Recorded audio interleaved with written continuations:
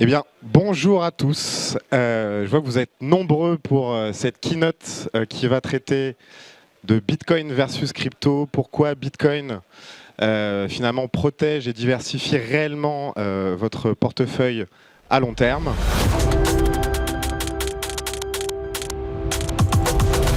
Je m'appelle Jonathan Moscovici, je suis le fondateur et CEO de la société Stackinsat et je suis aussi l'organisateur d'une conférence qui s'appelle Surfing Bitcoin. Juste par curiosité, qui connaît Surfing Bitcoin dans la salle? Très bien. Je vois même qu'il y a une casquette Surfing Bitcoin, donc merci. J'ai une autre question pour savoir justement quel niveau et quelle intensité de technicité je vais avoir aujourd'hui. Qui d'entre vous a déjà réalisé une transaction Bitcoin?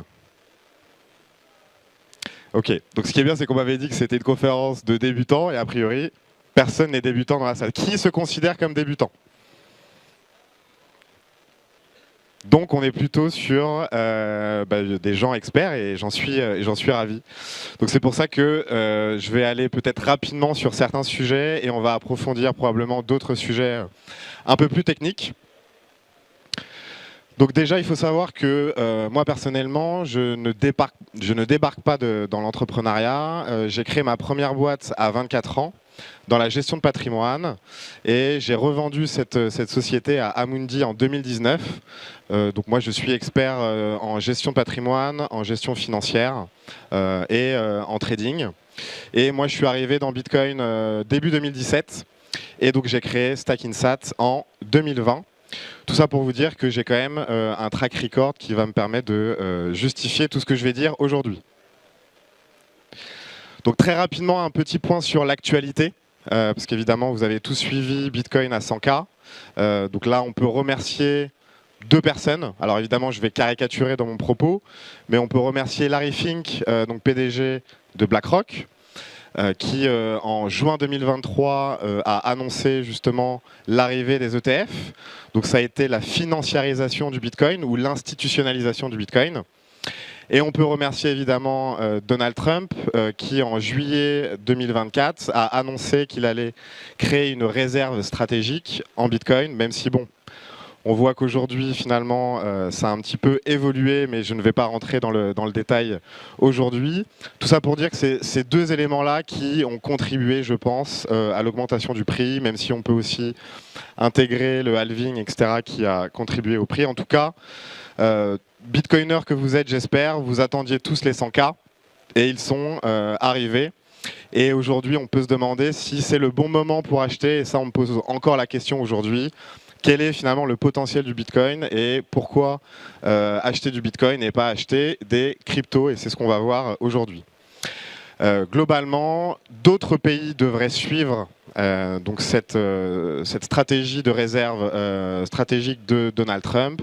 Et on a vu récemment, je ne sais pas si vous avez entendu parler de ça il y a 2 jours, le président de la Banque centrale tchèque qui devrait constituer environ 5% de sa réserve stratégique en Bitcoin, donc c'est colossal. Alors est-ce qu'on peut se dire, si Donald Trump n'avait pas annoncé ça quelques mois plus tôt, est-ce qu'il l'aurait fait? Je ne pense pas. Et je pense que de plus en plus de pays, donc sous l'impulsion des États-Unis, devraient se constituer une réserve stratégique en Bitcoin. Et pas que les États d'ailleurs, parce que les entreprises, je pense, devraient aussi également de plus en plus investir en Bitcoin dans leur trésorerie.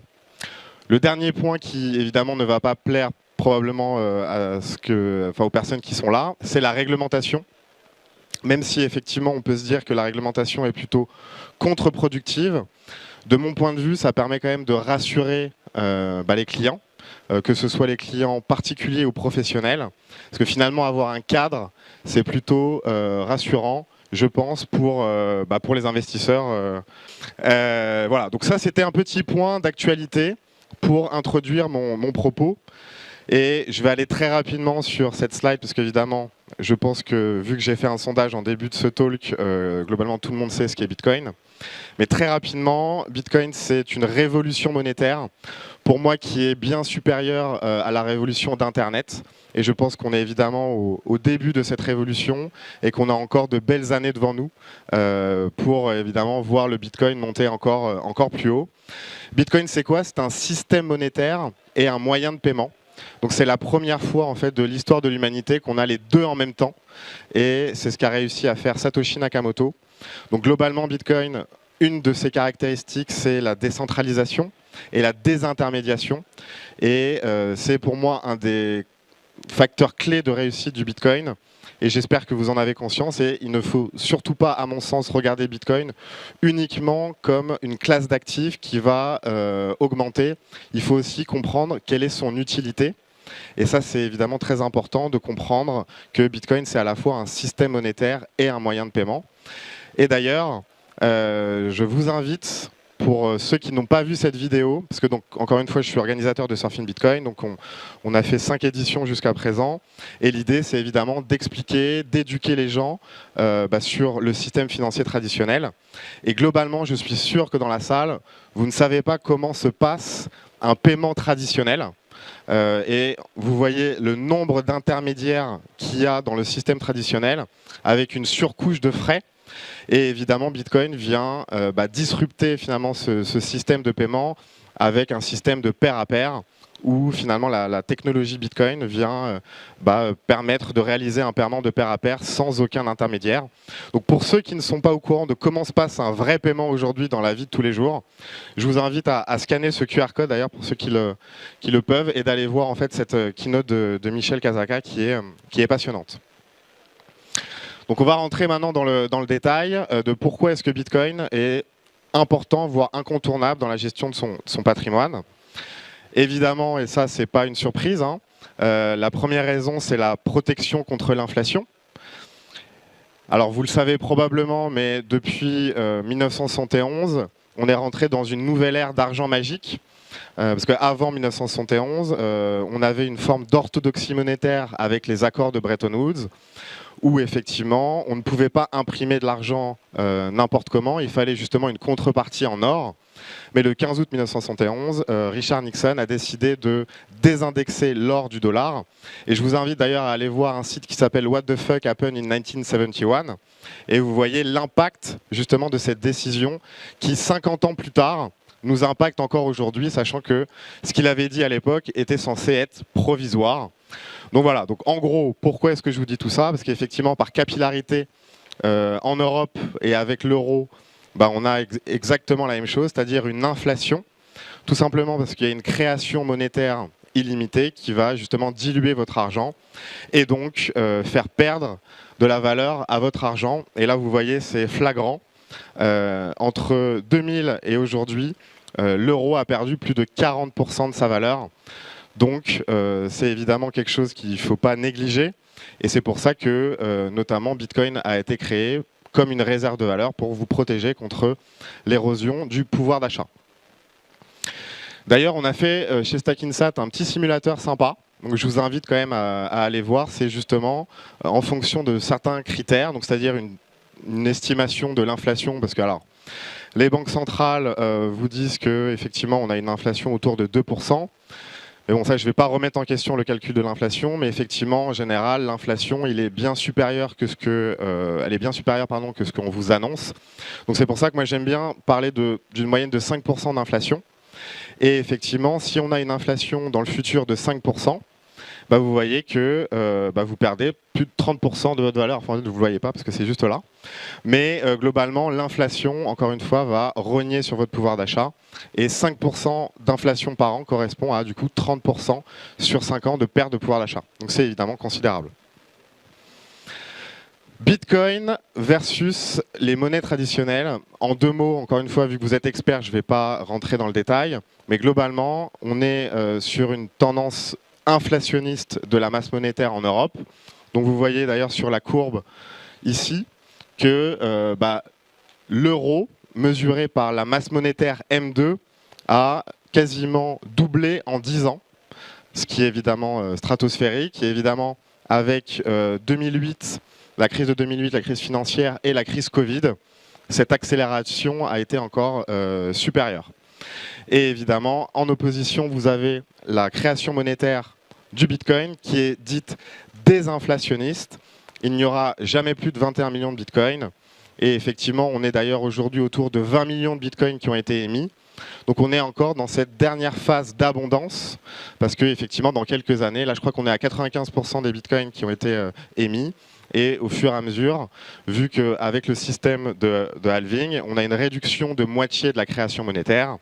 Et aujourd'hui, on en est à 3,125. Et le prochain halving, ça va encore être divisé par 2 et ainsi de suite. Donc on est sous une forme de rareté numérique. Encore une fois, il n'y aura jamais plus de 21 millions de Bitcoin, mais vu que vous êtes des experts, je ne vous apprends rien aujourd'hui. Donc Bitcoin, c'est des risques, mais c'est aussi du rendement.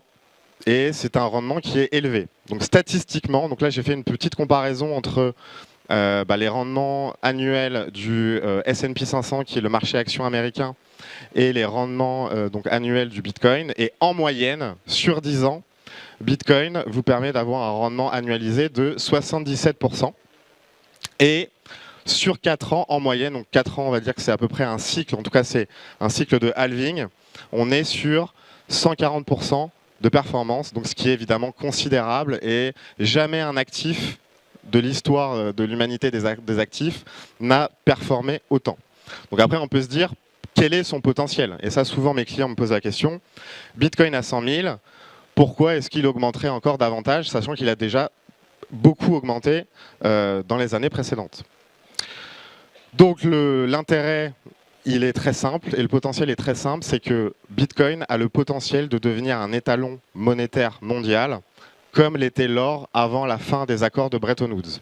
Donc aujourd'hui, alors je ne sais pas si les chiffres sont à jour, mais globalement Bitcoin pèse entre 1,8 et 2000 milliards de dollars, alors que l'or aujourd'hui pèse environ 20 000 milliards de dollars. Donc si jamais on réalise cet objectif, à savoir celui que Bitcoin devienne un étalon monétaire mondial, il y a déjà un potentiel de x10 sur cette espérance, sachant que Bitcoin est encore mieux que l'or, sachant que Bitcoin c'est aussi un moyen de paiement, en plus d'être une réserve de valeur. Donc on peut se dire que Bitcoin pourra facilement atteindre le million de dollars si on arrive à cet objectif, mais pourra aller encore à un prix bien plus élevé. Donc ça, c'est important de comprendre que Bitcoin a encore un potentiel d'appréciation très important et que ce potentiel devrait se matérialiser si on arrive à ce statut d'étalon monétaire mondial. Donc Bitcoin, on vient de le voir, c'est un actif qui est très performant, mais c'est évidemment un actif qui est très risqué. Donc sur ce graphe, alors on ne voit pas bien les graphes, pardon, mais je vais vous dire, donc en gros, là vous avez la liste des principales classes d'actifs et de leur volatilité. Donc la volatilité, c'est ce qui mesure le risque en finance. Et vous voyez, enfin vous ne voyez pas exactement, mais Bitcoin, c'est plus de 72% de volatilité, ce qui est considérablement plus élevé que les autres classes d'actifs. Évidemment, il n'y a pas de risque sans rendement, mais on voit que Bitcoin est finalement assez comparable au risque des grandes entreprises américaines. Parce que vous avez tous entendu parler des 7 magnifiques, que ce soit Tesla, Nvidia, Meta, Amazon, Google, Microsoft ou Apple. Donc vous voyez en gros sur ce graphe que la volatilité du Bitcoin finalement est dans la moyenne de ces grandes actions américaines. Donc finalement, Bitcoin n'est pas si risqué que ça quand on les compare finalement aux grandes entreprises américaines. D'autre part, Bitcoin, mine de rien, il commence à sortir de sa zone d'adolescence. Bitcoin a un peu plus de 15 ans. Et on voit sur ce graphe qu'au début, la volatilité du Bitcoin était très très élevée, mais que plus son adoption augmente, moins la volatilité est importante. Donc on voit que la volatilité, encore une fois, on ne voit pas très bien, mais cette volatilité diminue linéairement avec le temps. Et donc encore une fois, plus les gens l'adopteront en tant que réserve de valeur, et plus les gens l'adopteront en tant que moyen de paiement, plus cette volatilité diminuera encore avec le temps. Donc maintenant, on va rentrer dans une notion très importante en finance et en gestion de portefeuille, c'est la diversification des actifs. Donc globalement, vous avez tous entendu parler du fait de ne pas mettre ses œufs dans le même panier. Donc ça, en fait, ça vient d'une théorie de gestion de portefeuille qui s'appelle la théorie moderne du portefeuille, qui a été inventée par Harry Markowitz, qui a gagné le prix Nobel d'économie. Et globalement, la diversification, c'est tout simplement permettre de sélectionner des actifs qui sont décorrélés entre eux. Et vous allez, au fur et à mesure que vous allez donc empiler des actifs qui sont décorrélés entre eux, diminuer le risque global de votre portefeuille, même si évidemment le risque ne peut pas réduire à zéro, donc il y aura toujours une partie de risque qui est indiversifiable. Donc là, vous avez, alors déjà, en fait, pour ceux qui ne savent pas, la mesure de la corrélation. Donc la corrélation, c'est la capacité qu'ont deux actifs à se suivre. Donc vous avez une corrélation de 1 si justement les deux actifs suivent exactement leur performance de manière parfaite.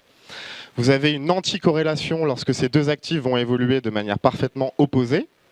Et vous avez une décorrélation lorsque finalement les deux actifs n'ont aucun lien entre eux statistique. Et on voit, alors je sais que c'est un débat qui fait beaucoup parler dans l'écosystème crypto, de la corrélation du Bitcoin avec les marchés actions. Et donc là, définitivement les amis, je dois vous dire que Bitcoin est décorrélé du S&P 500. Donc là vous voyez, donc ça c'est la première case, donc je ne sais pas si vous voyez S&P 500, donc 0,2, c'est-à-dire que Bitcoin est corrélé à 20% en moyenne sur 12 mois. Glissant, donc en 2024. Donc on peut dire que Bitcoin est plutôt décorrélé des marchés actions et du S&P 500. Et vous voyez les autres classes d'actifs. Donc vous avez l'or, vous avez les matières premières, vous avez les obligations. Et globalement, la magie du Bitcoin, c'est d'être décorrélé à toutes les classes d'actifs.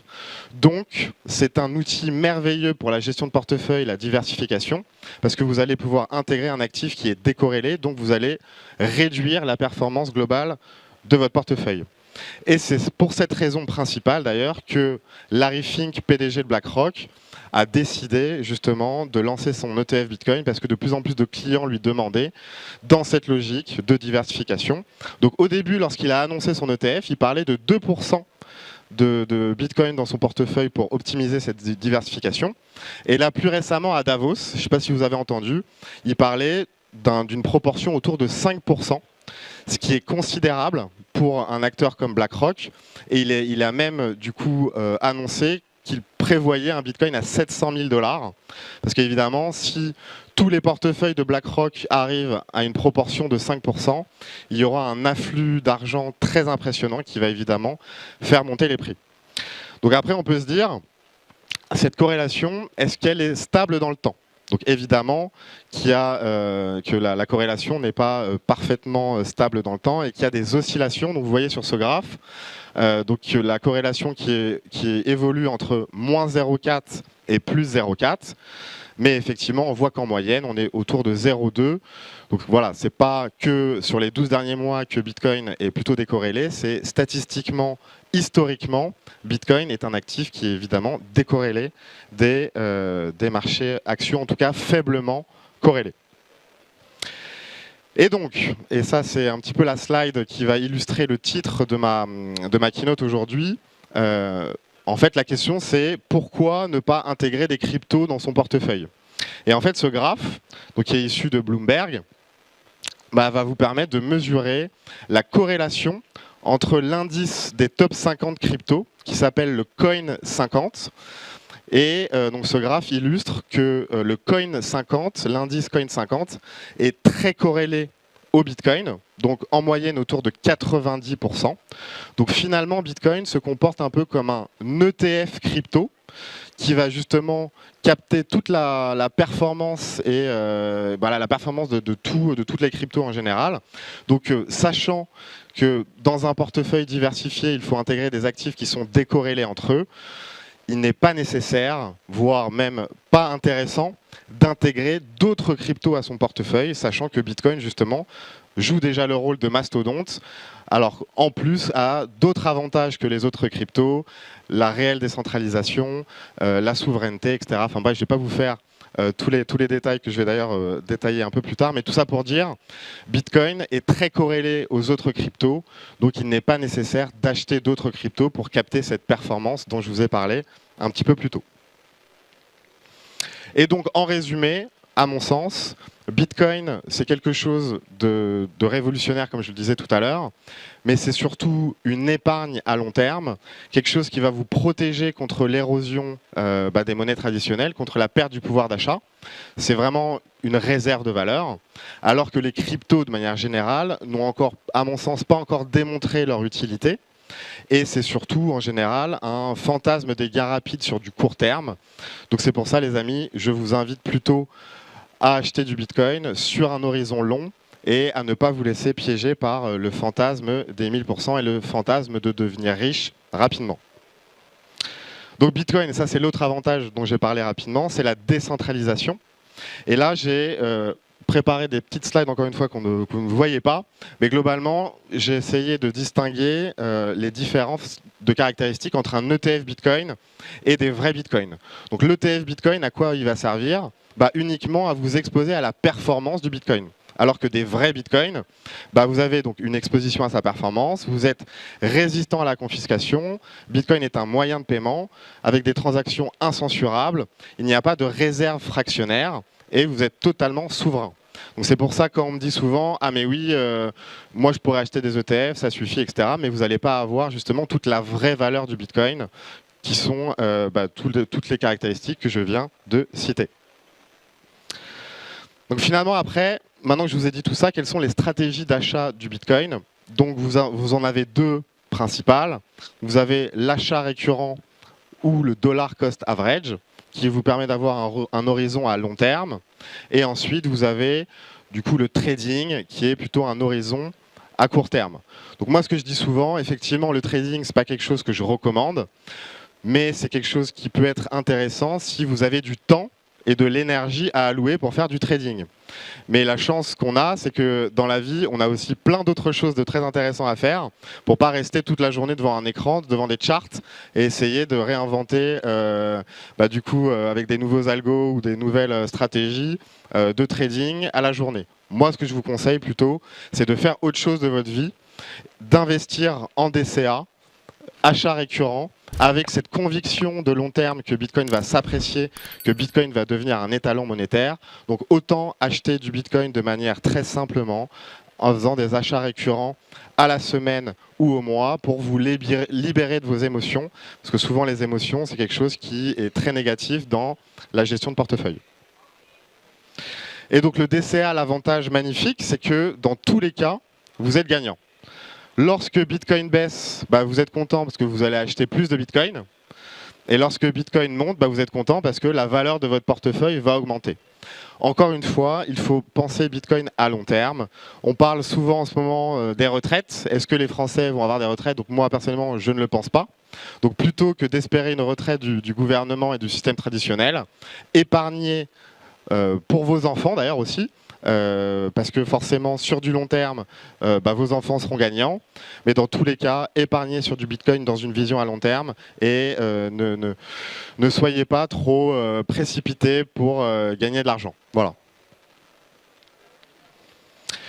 Donc pourquoi est-ce que je vous parle de tout ça? C'est évidemment pour vous présenter la solution Stackinsat. Donc Stackinsat, c'est le plan épargne Bitcoin. Donc on est spécialiste justement en DCA Bitcoin où on va soit vous livrer les Bitcoins directement sur votre propre wallet pour avoir cette souveraineté dont je vous parlais tout à l'heure, ou vous allez pouvoir épargner sur notre coffre-fort. Mais c'est un coffre-fort qui a une preuve de transparence où, en gros, contrairement aux autres plateformes, vous allez vous assurer qu'à tout moment que les Bitcoins que vous avez achetés chez nous sont bien logés sur la blockchain Bitcoin avec une adresse de réception qui va vous permettre de voir que, une adresse publique, pardon, une clé publique qui va vous permettre de voir que les Bitcoins sont bien logés sur la blockchain Bitcoin. Donc si vous avez besoin, on a aussi d'ailleurs un stand si vous avez des questions ou des informations supplémentaires à avoir, avec notamment Raphaël qui est directeur de notre service client, qui peut vous accompagner sur un entretien de 30 minutes. Voilà, donc si jamais vous êtes intéressé, n'hésitez pas. Et dans le cas de Cryptoxer, on est très heureux d'offrir 10 € à tous les nouveaux clients avec le code OrangePill. Donc n'hésitez pas à en profiter si vous le souhaitez. Et je vous souhaite du coup un bon salon. Et si vous avez des questions, n'hésitez pas à me les poser. Voilà, j'espère que ça vous aura convaincu. N'hésitez pas à me poser vos questions. Merci à tous.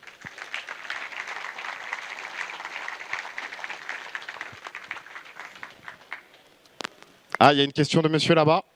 Je ne sais pas le micro, quelqu'un a un micro?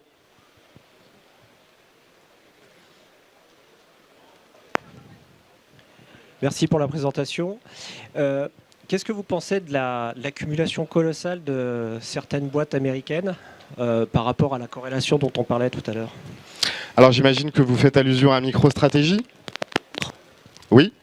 Entre autres. Alors, effectivement, ça peut poser a priori un problème, mais au pire, qu'est-ce qui peut se passer? C'est-à-dire que si MicroStrategy décide de vendre tous ses bitcoins d'un coup, et ben en fait, il y aura effectivement une chute du prix du bitcoin, mais d'autres personnes vont acquérir ces bitcoins et donc va redécentraliser la détention des bitcoins. Mais pour moi, c'est pas vraiment un risque sur la décentralisation, parce que la décentralisation, elle vient plutôt des nœuds, parce que c'est eux qui vont finalement permettre cette décentralisation et pas la détention des bitcoins. Donc ça, c'est effectivement un amalgame que beaucoup de gens font, mais c'est pas parce que une personne détient tous les bitcoins que c'est un risque pour la décentralisation, parce que la décentralisation, elle vient principalement des nœuds du bitcoin.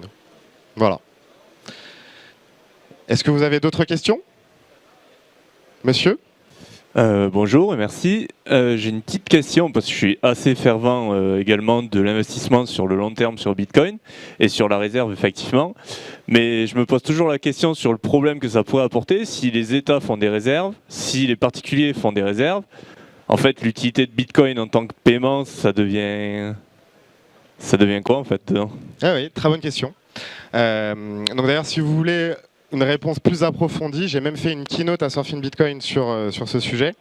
Donc il faut voir que Bitcoin, donc il y a deux utilités, vous venez de le dire, donc réserve de valeur et moyen de paiement. Mais finalement, ces utilités dépendent de la zone géographique d'où vous vous situez. Donc effectivement, si vous êtes en Europe, aux États-Unis ou plus généralement dans les pays occidentaux, les systèmes bancaires, bon, même s'il a plein de défauts, il fonctionne plutôt bien. Donc effectivement, il n'y a pas de problématique de paiement en Europe.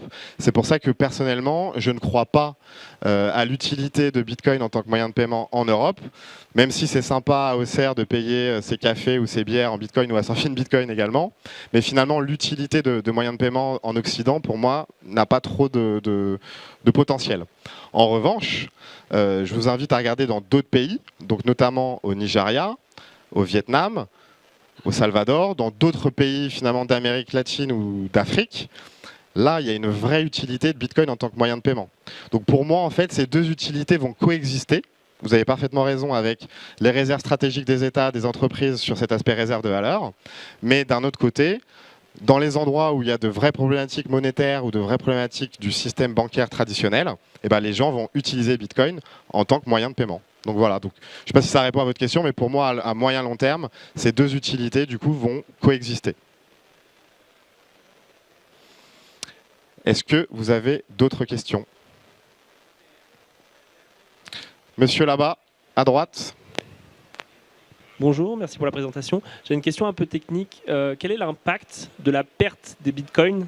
Des gens qui ont des wallets qui perdent la clé, des gens qui décèdent, l'impact que ça peut avoir sur l'écosystème? J'ai envie de vous dire c'est plutôt un impact positif, même si je suis triste pour ces personnes-là, mais effectivement ça va permettre de raréfier encore plus l'offre. Et globalement d'ailleurs, je ne sais pas si vous êtes au courant, mais je crois qu'on parle de plus de 2 à 3 millions de bitcoins qui ont été perdus. Donc finalement on n'est même plus sur une base de 21 millions, on est sur une base de 21 millions moins 3 millions. Voilà. Donc en fait, c'est plus une opportunité quelque part parce que il y a moins de bitcoin en circulation, donc potentiellement plus de valeur. Est-ce qu'il y a d'autres questions? Monsieur? Et je crois que ce sera la dernière parce qu'il est 16h29. Oui, merci pour la présentation. Moi, j'ai une question concernant un risque par rapport aux ETF de BlackRock notamment, et il n'y a pas que BlackRock. La question que je me pose, que si par exemple, on a de plus en plus, je crois que tous les fonds d'investissement détiennent, je crois que plus d'1 million de bitcoins rassemblés, s'il n'y a pas un risque qu'il fasse un forcing un petit peu sur les développeurs, sur les mineurs, etc., pour créer un fork, nouveau bitcoin, etc., que le vrai bitcoin qu'on a nous, qu'il perd un peu de son importance, etc. Dans une guerre, si vous voulez, de souveraineté des détenteurs de Bitcoin. Alors moi c'est ce que je vous disais tout à l'heure, c'est que finalement ce risque pour moi est inexistant dans le sens où c'est pas parce que vous détenez des bitcoins que vous avez un contrôle sur le protocole. L'avantage de Bitcoin, c'est qu'il est parfaitement décentralisé à travers ses nœuds validateurs.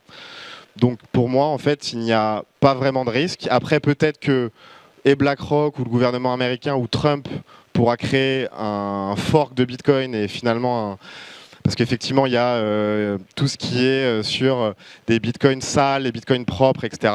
Mais peut-être qu'il y aura une autre chaîne qui va pouvoir se développer. Mais finalement, le bitcoin tel qu'on le connaît aujourd'hui restera bitcoin tel qu'on le connaît aujourd'hui. Et finalement, ceux qui veulent créer un autre bitcoin créeront un autre bitcoin, comme il y en a eu déjà des centaines et des milliers. Bitcoin Cash, Litecoin et compagnie, enfin tous ces shitcoins-là. Donc voilà. Donc en tout cas, le vrai bitcoin, pour moi, restera le vrai bitcoin. Eh bien, merci à tous. Très bon salon.